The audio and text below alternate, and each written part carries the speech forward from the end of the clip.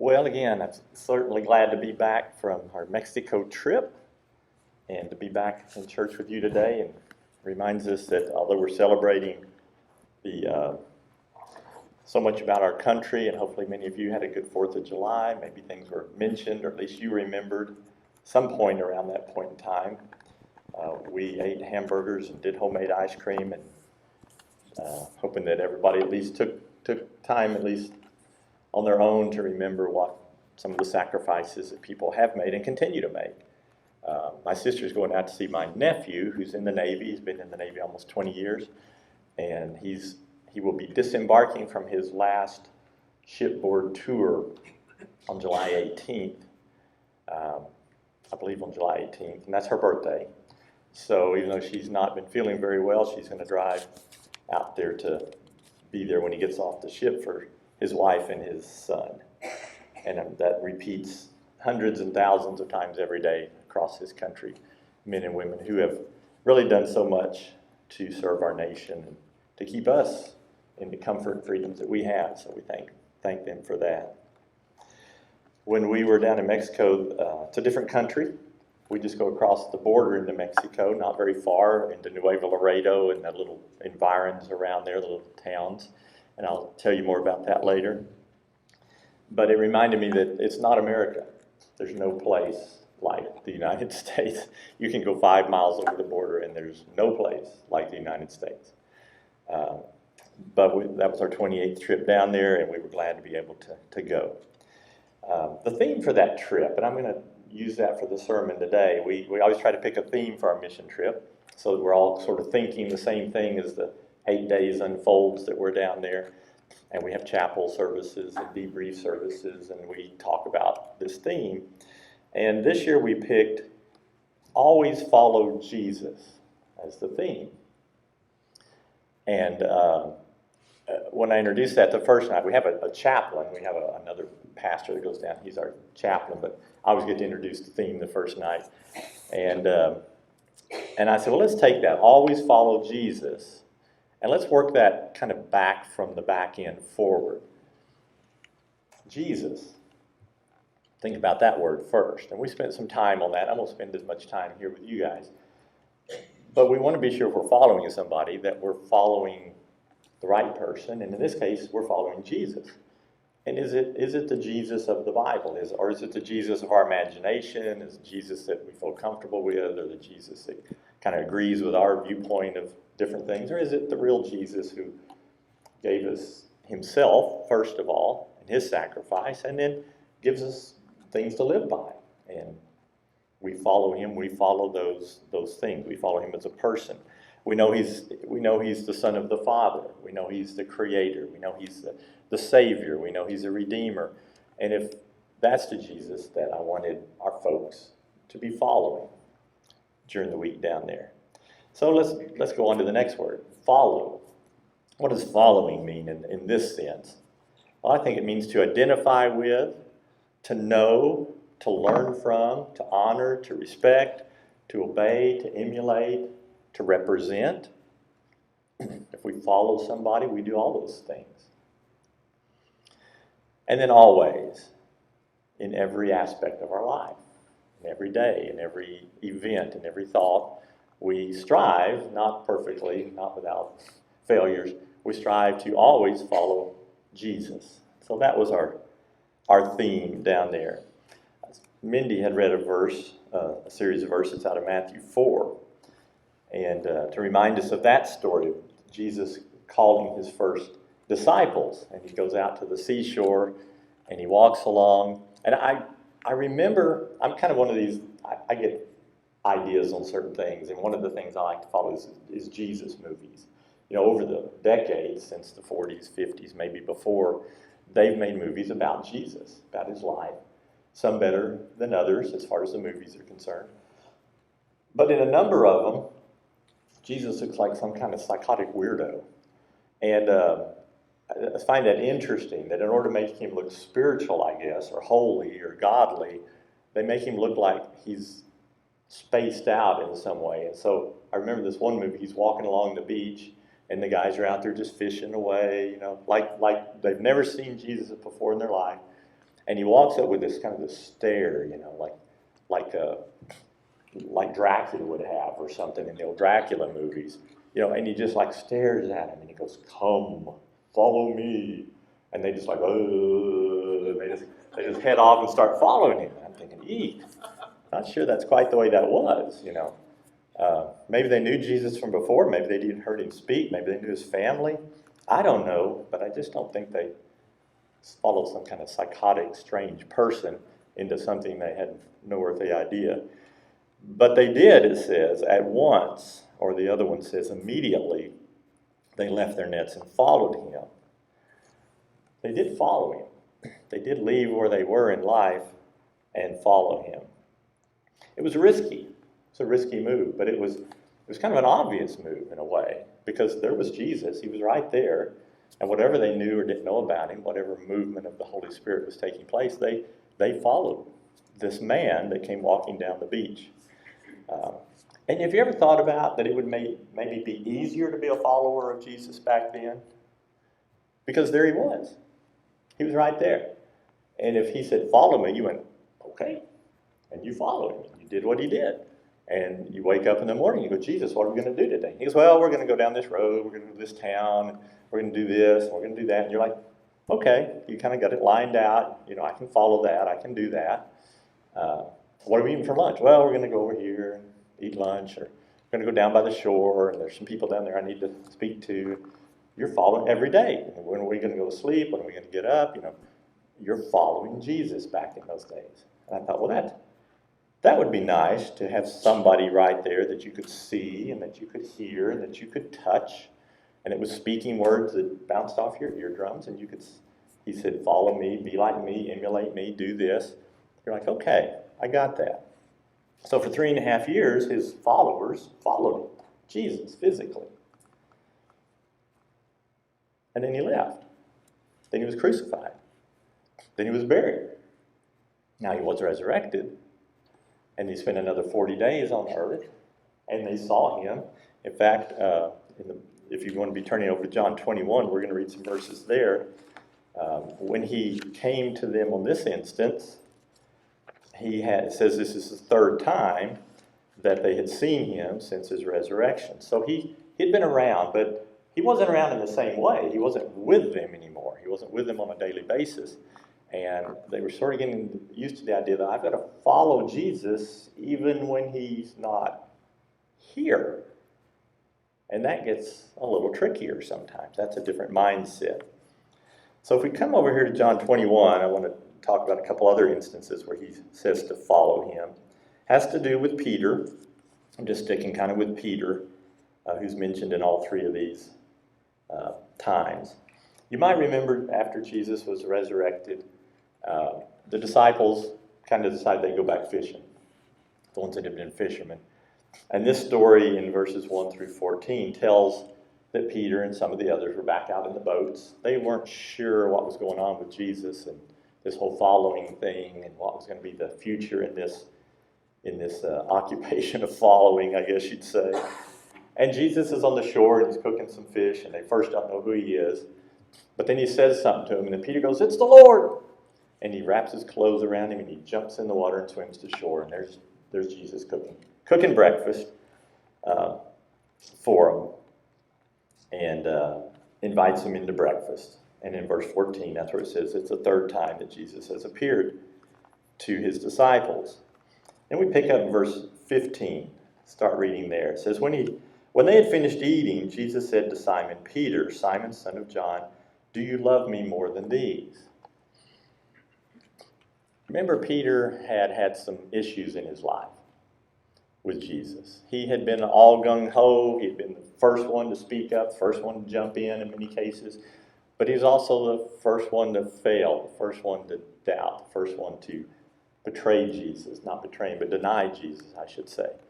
And he did it 3 times while Jesus was on trial before his crucifixion. And so Peter was the highest of the high, but he was also the lowest of the low of the disciples. And what do you think Peter felt like?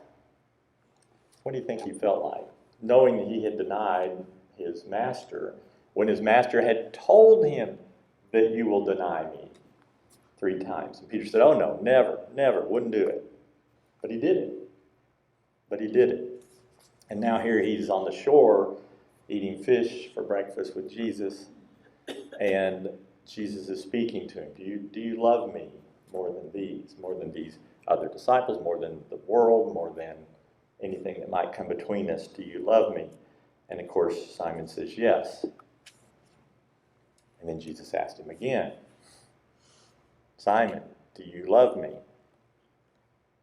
Yes. And then the 3rd time, are you sure that you really love me? And Simon said, yes, Lord, you know that I love you.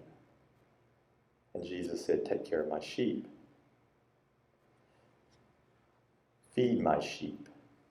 Very truly, I tell you that when you were younger, you dressed yourself and you went where you wanted. But when you are old, you will stretch out your hands and someone will dress you and lead you where you do not want to go. Jesus said this to indicate the kind of death by which Jesus would glorify God. And then he said to him, again, as he had said 3.5 years before, follow me. That would have been tough, wouldn't it have been, for Peter? Some say this means that Peter would be crucified, and according to church tradition, Peter was crucified, albeit, again, according to tradition, he asked to be crucified upside down because he didn't feel worthy to be crucified in the same manner that his master had been. But whether that's true or not, Jesus is definitely giving him some indication here of what his life would be like. But what Jesus was doing more than that is he was re-involving Jesus. He was Peter. He was re-accepting Peter. Jesus had never thrown Peter to the curb. He had never done that. Even as Peter denied him, Jesus still loved and accepted and forgave. If he can be on the cross saying, Father, forgive these people that are laughing and spitting and mocking and gambling over my clothes, and if he can say, Father, forgive them, they don't know what they're doing, he can certainly look at Peter and forgive Peter, even as Peter was denying him there at the fires before his crucifixion. And so here we are, maybe weeks later. Peter has had a lot of time to think about that. And Jesus is, in effect, telling him, I still trust you. I still include you. You're still one of mine. I still want you to feed my sheep. And yes, you may go through some things in your life that are going to be tough, but follow me. And Peter did. One more thing about following. We continue to read the verses, and I'd never really just thought about this in this way before. But in verse 20 it says, Peter turned and saw that the disciple whom Jesus loved was following them. Now that would be John. John always referred to himself in the 3rd person. He's writing the book, so he didn't say me. He said that disciple whom Jesus loved was following him.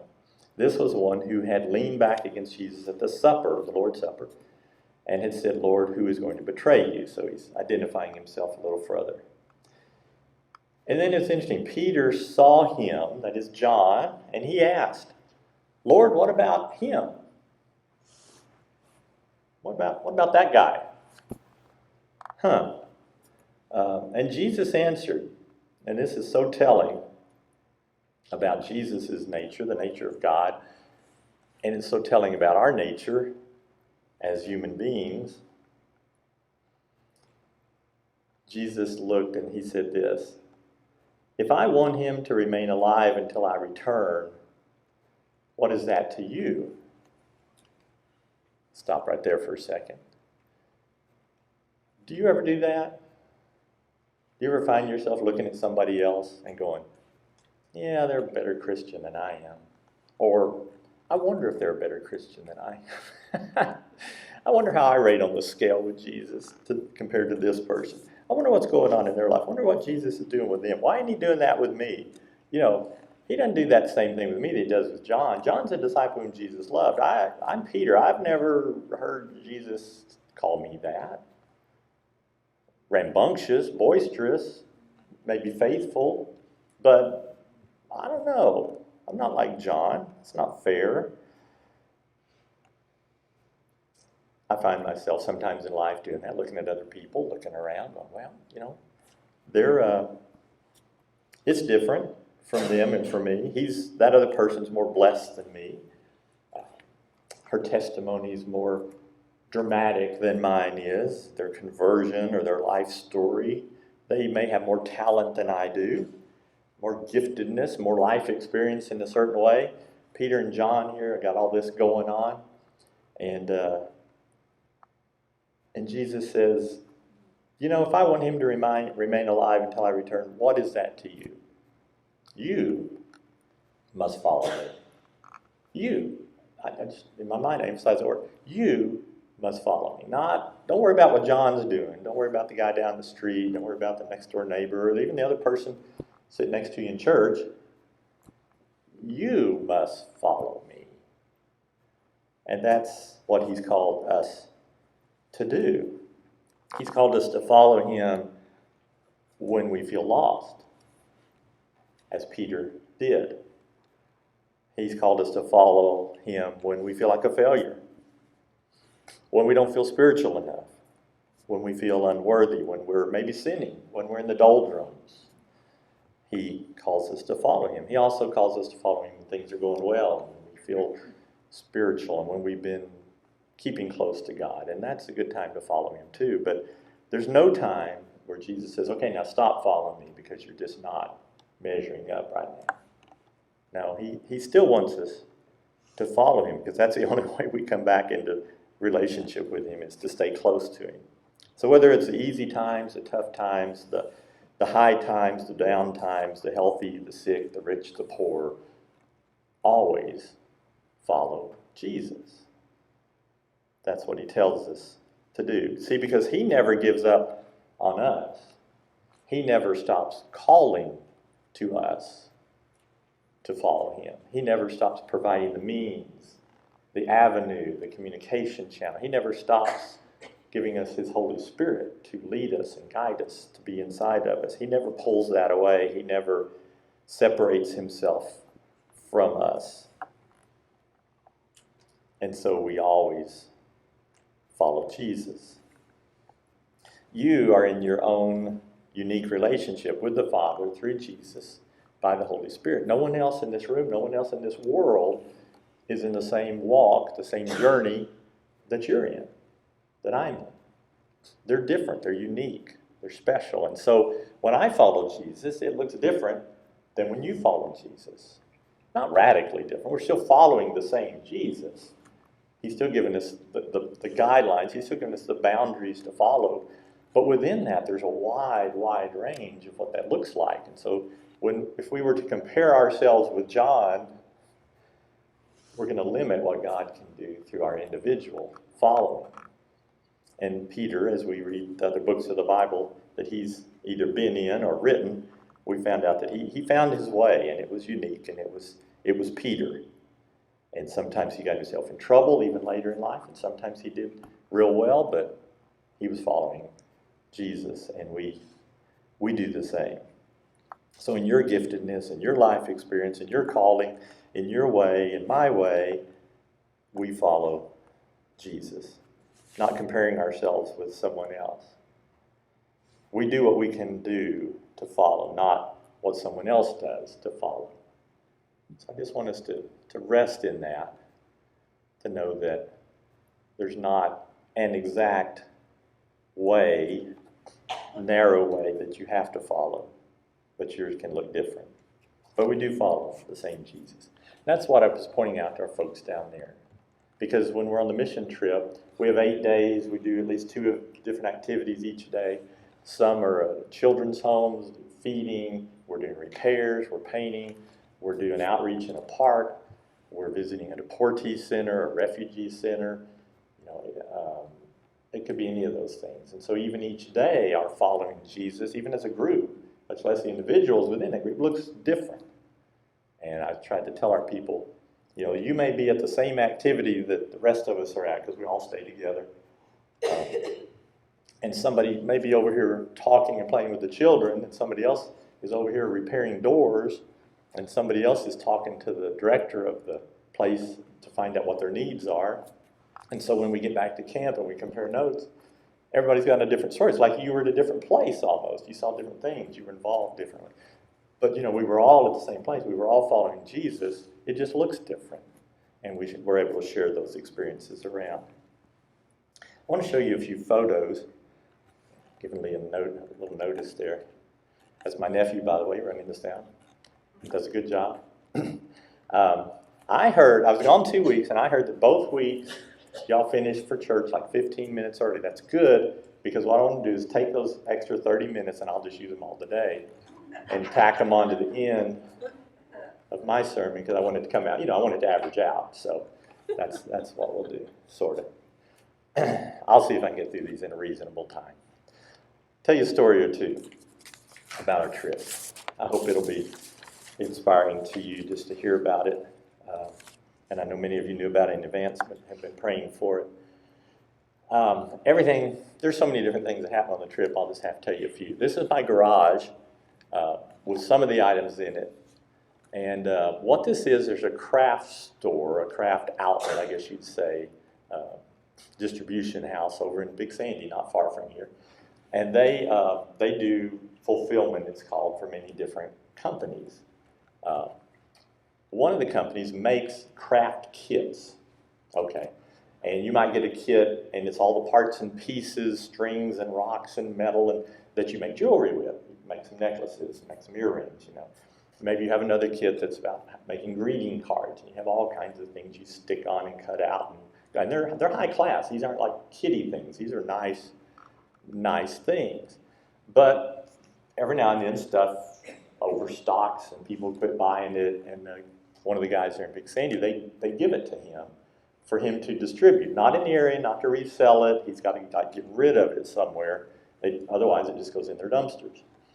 So we've got, I think it was 27 boxes of various kinds of craft kits stocked up here. And I figured that was about 1,620 actually kits individually. And we've never done, well, we haven't done that with these exact things, but we took these down to Mexico, loaded them in my U-Haul when I headed down, and we gave them to different pastors down there. So they're very, very poor churches, poor people, with the intent that maybe some of their people would put those kits together and make the jewelry or make the cards or make the other things and would sell them. They a lot of times do fundraisers for their church where they sell enchiladas or tacos to people in their community, stuff like that. And we thought this would be another way they could have something to kind of help their church and their pastorate out. So we divided those up between 3 different churches. And it'd be interesting to see next time we go down what's happened with that. So go ahead. These are samples of some of what comes out of some of the kits. Just wanted you to see that. All right, the next shot is handmade quilts. These happen to be Glenda's, I believe, right? These are all yours. Glenda's sitting right over there. And she makes beautiful quilts. Sent those on many trips. And we get others that do crochet and knitting. And we don't know. People they hear about the trip and they give us stuff and we take it to Mexico and bless people with it. So thanks for that. There's it's kind of sideways, but my mom, who's the one with the shingles, hasn't been feeling well at all, but when she could, she does this every time, she would make cookies. And so there's like dozens and dozens of cookies in different boxes. She labels them for back at our camp, this children's home, that orphanage, and she knows where we're going, so she makes cookies for the various places, especially where there's going to be kids. Now that we're at our first place that we went to on the Sunday, the fellow on the right is Raimundo. We've worked with Ray for 14 years. On every trip we've been down there, we always do something with him. He's just kind of a ministry leader in the area, across the border in Nuevo Laredo, which is where we operate. We'd given him that guitar a few years ago. There's a long story, meaningful story with that. He's the pastor of this church. A church out of North Dakota built the frame of the church for him, so he at least has a roof and walls and a concrete floor, which is pretty unusual. It was the first day that the lady there at the microphone led music, so we got to be there the first time she led music. And he had a couple of friends. He doesn't normally have any other musicians other than him on guitar, but since we were going to be there, he had the other folks come in and play a little music. And so it's cool. We get to go be involved in their church or in their children's home or whatever it might be, and they know us and they trust us and they do special things for us and we do special things for them. And it's all about relationship with us. It's not a mission trip to necessarily get a bunch of things done, although we do that as well. If it was a choice between painting a wall and listening to a pastor or his wife or somebody tell us about some trials and troubles they were going through, we would sit down and listen to the pastor or his wife or whoever, and we'd let the wall remain unpainted, because the important thing we think is that God sends us down there is to encourage and be in relationship with these people is our top priority. So they have these kids. They've got a group that's called the Royal Rangers. They get different kind of ranks. It's kind of like Boy Scouts for the church directly, and they get the little berets as they work their way up. And so they're Ray's dad, who you'll see later in another photo, made that box for him. He apparently does some woodworking stuff, which I never knew. It was a very beautiful box, and that was the first week they used that box to take up their offering at church, and so they got a couple of Rangers doing that. All right, next.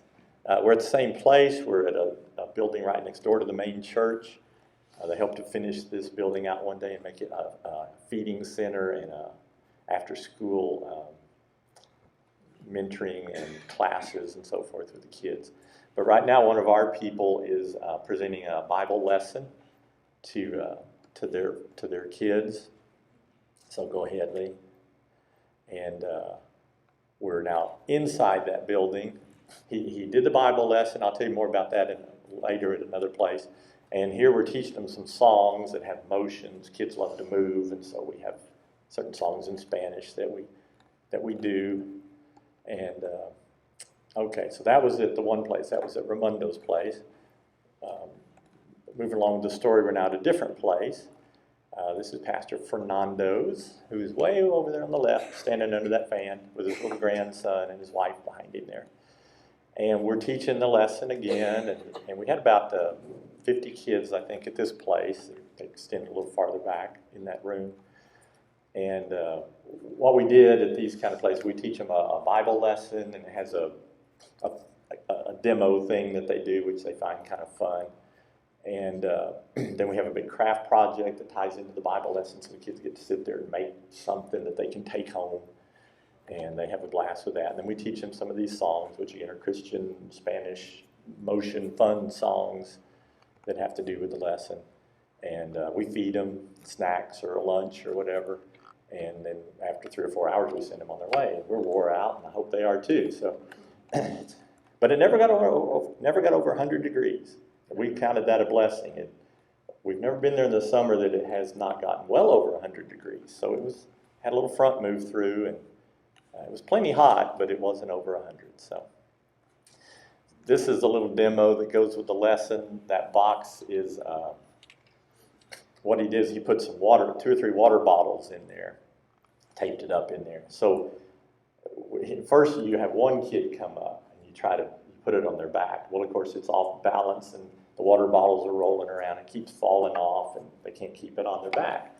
So the deal is you get 2 kids to come up, you put it across their backs. Oh, that works better.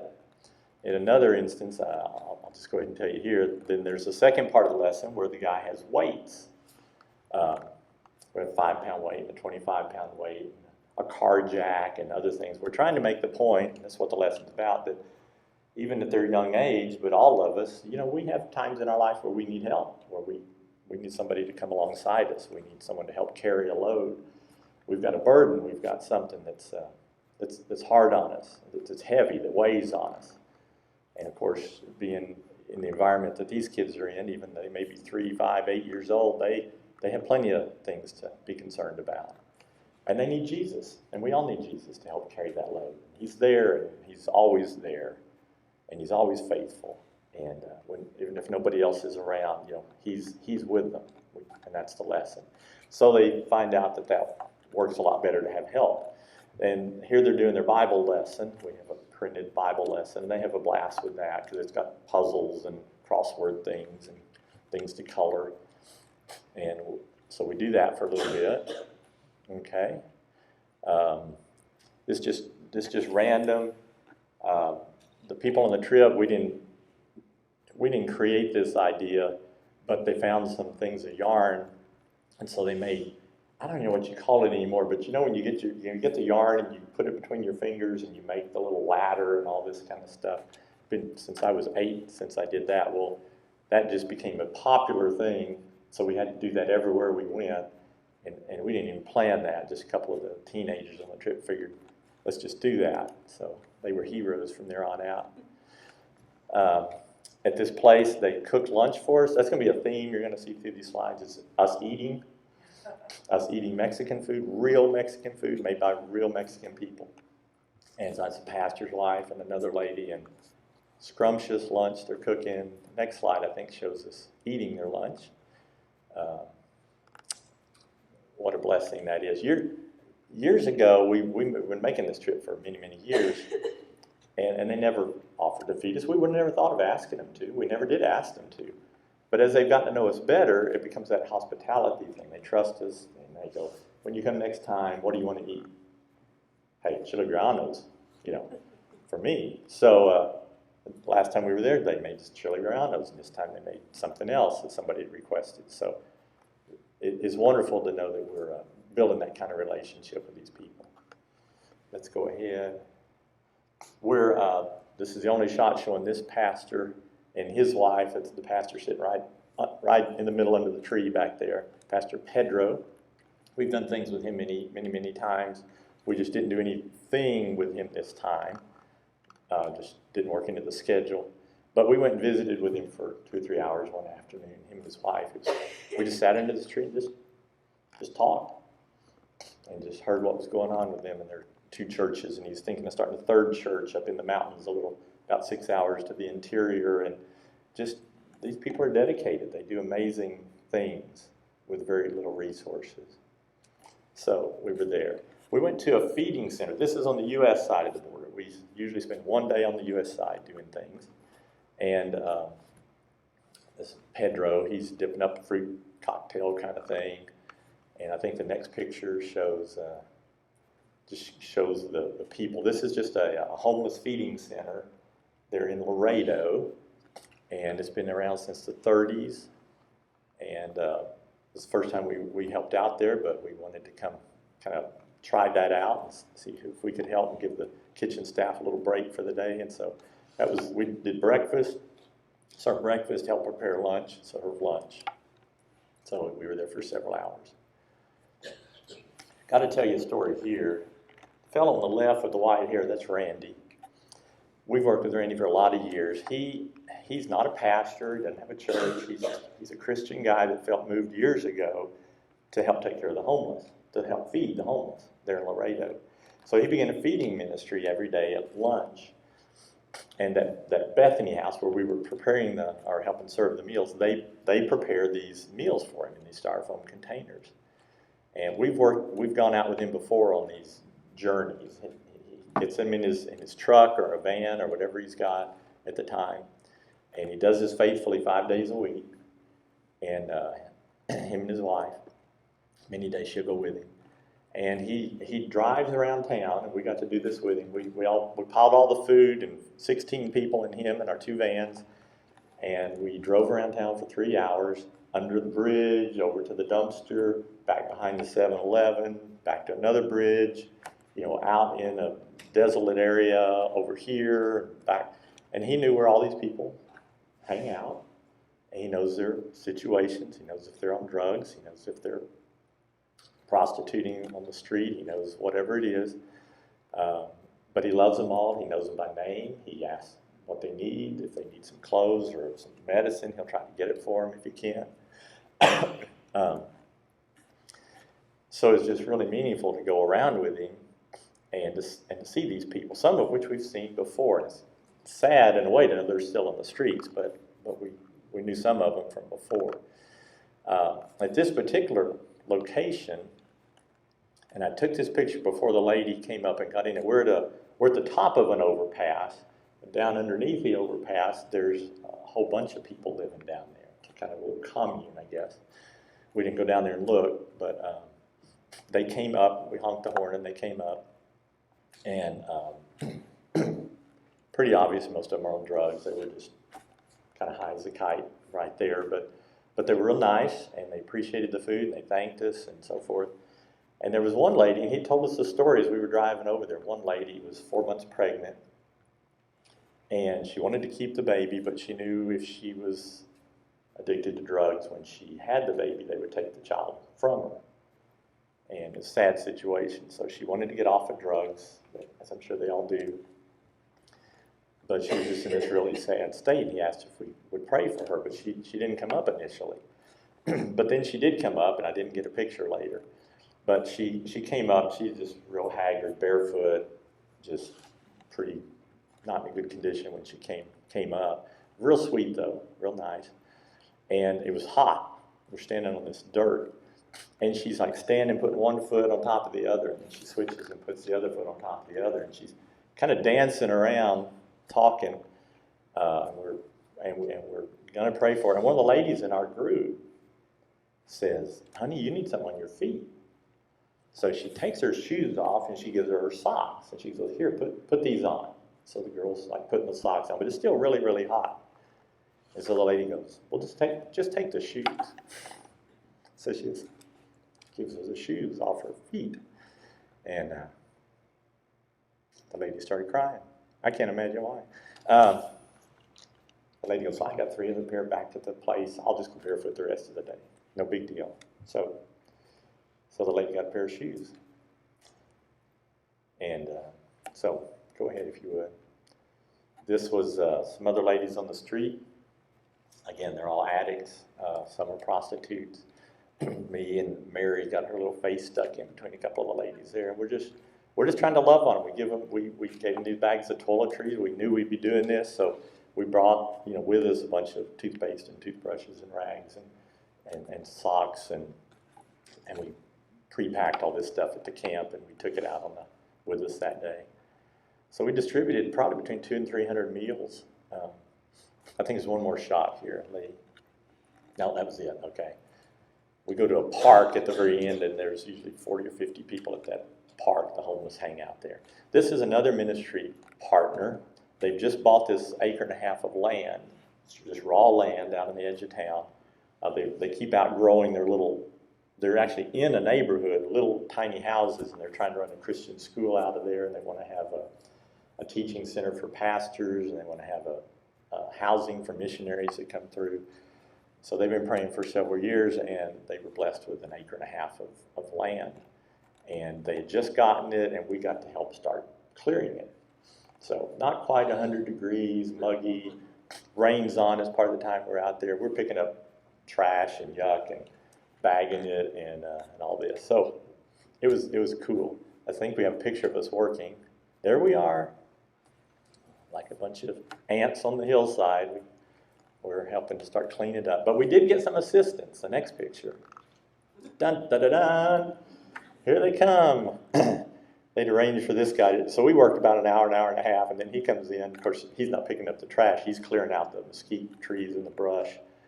And we're glad he got there because that made some headway. Eating again. We work for a while, several hours, and then we go back in, and these ladies come out, and it's like a catering business, and they came out to serve us lunch, and that was great. We're now at another children's home. This is Raimundo, who I introduced you to. This is his dad and mom's children's home, and we're playing Loteria, which is sort of like bingo. It's a Mexican game. We play that in several different places, and you can just see we just mix in. None of this is tightly scheduled. We got the stuff in the van. You show up. If the kids want to play with the jump rope, we jump rope. If they want to play some games, and we do the Bible lesson. We do all that stuff in between. Have a good time. this place they have some real issues with maintenance, and he doesn't have much money, and he's trying to keep his children's home going. And they've gotten inspections and told that this and this and this don't meet the inspection code. You're in trouble. So we talked to him before we went down there, and he told us some of the things that maybe we could assist with that would help them keep their license. And so we spent most of a couple of days there. We replaced doors, fixed doors, hung smoke alarms, did some electrical work, anything we felt qualified to do. And these guys are obviously working on doors right there. My wife's going to be sweet. Get me some water, I bet you. And then, of course, we eat again. And these are some of the folks in the kitchen that we took hot dogs because the kids love hot dogs. I guess they never get hot dogs. So we always take hot dogs. And they cooked quesadillas or something. So it's quite a plate full of cool food. See, a hot dog next to real Mexican food is kind of, I don't know. This is the group, and excuse me, that's the, on the far left in the striped shirt, that's Pastor Ray. He's the fellow that runs the orphanage, and his wife's sitting right next to him. And then our group mixed in there. So, make sure there's no water under here. Lamp oil. I don't think I should be drinking lamp oil, so we'll just wait on the water. Okay. All right, go ahead. I think we're getting close to the end here. We've never been, well, we've been to this place, but not under these conditions. This is a refugee deportee center, and things have obviously picked up the pace in the last year or two as you're listening to the news. And in this place, there's a building back behind us. I may have a shot of it. It's not much of a building, and there's people, in there. Now, it's on the Mexico side. All this is the Mexico side. Thank you.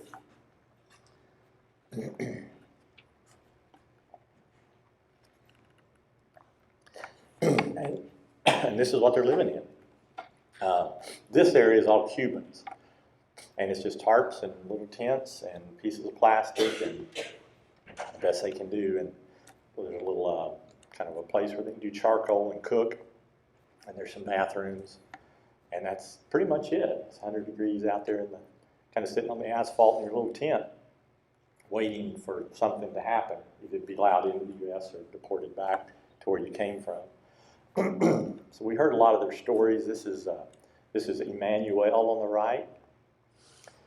He's from Africa, from Angola, and they got on a boat somehow, and they got across the ocean, and they got to, I think he said, Brazil or somewhere, probably Brazil. And then they mostly walked with some buses and other ways, and they got to the U.S.-Mexican border after weeks and weeks. And he's got 4 of his siblings with him, all younger than him, and talked to us quite a bit. We're handing out some tracts of the Gospel of John, and they were glad to have something to read. So very interesting stories there. The folks there in the gray shirts, they're on our team. They're from Alaska. This will be their 4th summer, I think, to come down from Alaska and join us. So he's our main fix-it guy.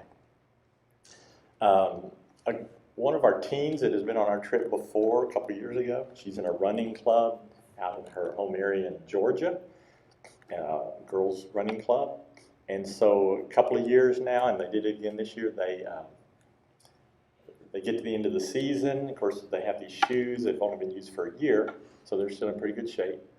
And the kids can either keep them, they're theirs, and they'll get a new pair at the beginning of the next year, or they can donate them, and they box them up and they ship them to us.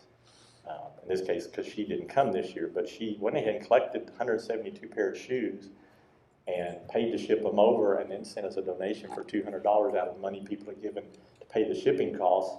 So we got 172 pair of shoes and $200 donation, just to show how what God does in different areas. And we gave the shoes away at different places, but we gave a lot of them away here at this refugee center. And I felt like I was working in a shoe store, because we'd actually have them come in 3 or 4 at a time into this tiny little office very hot office, and because we didn't want to create like a riot, so everybody grab and choose, and we would custom fit each person and then send them out. So it's kind of cool. And then we ate again. This was at a juice and taco bar thing. So, all right. And I think one of our last places here, we're at Pastor Marta's. She's a lady, pastors this church. It's not really a church, it's more like a children's ministry. And we've gone there several years with them. And here we're teaching a lesson again. There's about 45, 50 kids. And we're having a grand time there. They're wonderful people. Go ahead, Lee. That's the lesson I was telling you with the weights. Can you pick up this little weight? Yeah. Can you pick up this bigger weight? Ugh. Can you pick up this whole box full of weights? No. And so you need help. So we get the second kid to come up there, and one on each end, pick up the box, and then they can pick up the box and carry it. Well, you need Jesus to carry your load. Alicia, the grandmother there, had never been to this church, never been inside this building before. But when they went out a couple days before and walked the neighborhood to tell people this event would be going on and these missionaries from the U.S. were going to be down, she decided to bring 3 of her grandkids and come to it. And so she was having trouble reading the lesson initially, and so they were kind of helping her. She could read, but we realized she couldn't focus. She couldn't read it. And we had taken some reading glasses. Just, you never know what's going to show up on this trip. We had a box full of reading glasses. So we giving reading glasses out and fitting, okay, do you need a 225 or a 25 or, and now she's got her reading glasses or whatever. She's having a good time. They're doing their craft thing there, same place. Go ahead. Boy, are we eating here. David, skinniest teenager on the whole thing, 2 giant plates of food. He's giving it the thumbs up. He hasn't even tried it yet, so all right. Last day of the trip, this is Sister Juanita. We see her and her children all the time. She runs this place mostly by herself. She's got about 15 to 20 kids. And we try to help her out as best we can. Go ahead. We bring them supplies and stuff. We play with the kids. Go ahead, Lee. We bring them paper towels and toilet paper, cleaning supplies, things. Go ahead. We play Loteria again under the covered porch, still hot.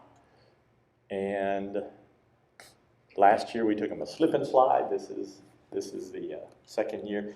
They use it when we're there. They use it a little bit more, then they fold it up. And then they wait till we come the next year so we can put it all back out for them, and then they get to enjoy it for the summer again. So those boys, we got there at 9:30, and if we would not have made them come in and eat lunch, they would have been on that slip and slide at 4 o'clock in the afternoon without getting off. They're just crazy. So, and that's it.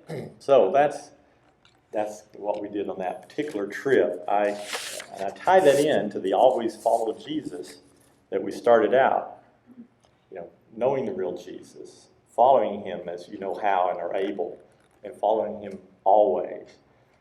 It's good to be able to go on a trip like that. You learn a lot, you see a lot, but that's not real life for most of us. That's a mountaintop experience. That's something that happens that brings you an awareness. But you and I in our lives every day, we see in little individual things as well, and God's doing things right where you are and where I am. And it may be minuscule, like just something in the grocery store, or something with a neighbor, or something with a family member. But he's going to present opportunities to each of us. We don't have to cross an international border and go somewhere and buy a plane ticket to always follow Jesus. We can do it right where we are, with the people that are already in our lives. So follow him always. Always follow Jesus.